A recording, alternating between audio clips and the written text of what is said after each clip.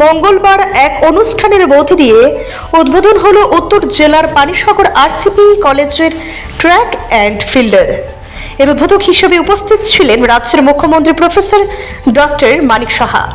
পাশাপাশি উপস্থিত ছিলেন রাজ্যের ক্রীড়া ও যুব বিষয়ক দপ্তরের মন্ত্রী টিঙ্কু রায়, ক্রীড়া সচিব পিকে চক্রবর্তী, ডিরেক্টর পিকে দে, উত্তর জেলা পরিষদের সভাধিপতি ভবতোষ দাস, এছাড়াও অন্যান্য কার্যকর্তারা।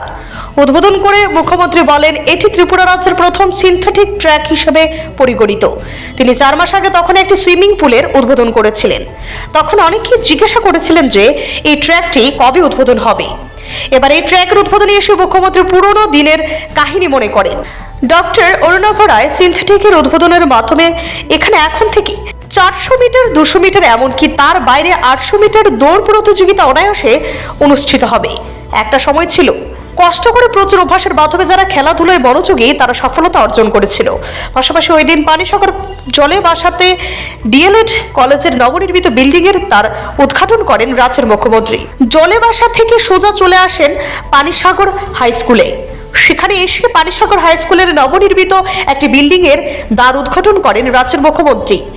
সেখান থেকে চলে যান পানিসাগর সিপি কলেজের ট্র্যাক অ্যান্ড ফিল্ড উদ্বোধন করেন। এদিকে পানিসাগর আরসিপি কলেজের ট্র্যাক অ্যান্ড ফিল্ড উদ্বোধন অনুষ্ঠানের সংবাদ সংগ্রহ করা সংবাদ কর্মীরা গেলে তাদের নির্দিষ্ট বসার জায়গা দেওয়া দেয়নি কর্তৃপক্ষ। এমন অবস্থায় সাংবাদিক কর্মীরা তাদের মাটিতে বসে দায়িত্ব পালন করেন। এদিকে কর্তৃপক্ষ দ্রুততার সহিত চেয়ার এনে দেন সংবাদ কর্মীদের। এখানে যখন সুইমিং পুলের ইনগুরেশন তখন আমি এসেছিলাম, তখন বলা হয়েছিল যে এই যে 400 মিটারের যে সিনথেটিক ট্র্যাক সেটা কবে নাগাদ শুরু হবে, কিভাবে শুরু করা যায়, তখন আমরা বলেছিলাম সেগুলো আমরা করবো এবং আলটিমেটলি আজকের দিনে সেটা আমরা করবো। একটা অ্যাথলেটিক্স ট্র্যাক এবং তাও সিনথেটিক ট্র্যাক, আমি বলবো এটা চাকরিখানে কথা নয়। আমরা যখন অ্যাথলেটিক্স করতাম, এখানে রবীন্দ্র স্যার আছেন, আমার মনে আছে,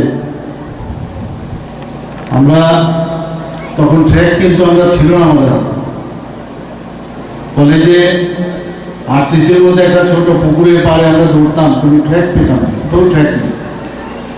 নিজের হাতে এখন যেটা এমবিবি স্টেডিয়াম যেটা আছে ওখানে নিচে, যেটা এখন ত্রিপুরা ক্রিকেট অ্যাসোসিয়েশন, সেখানে আমরা নিজেরাই কোদাল দিয়ে 400 মিটার একটা ট্র্যাক বানিয়েছি, কোদাল দিয়ে মানে কোনো রকমের বানিয়েছে, সেখানে পাহাড় কেটে বলা যায়।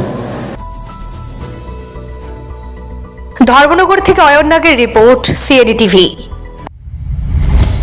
CAD TV, channel for news and entertainment.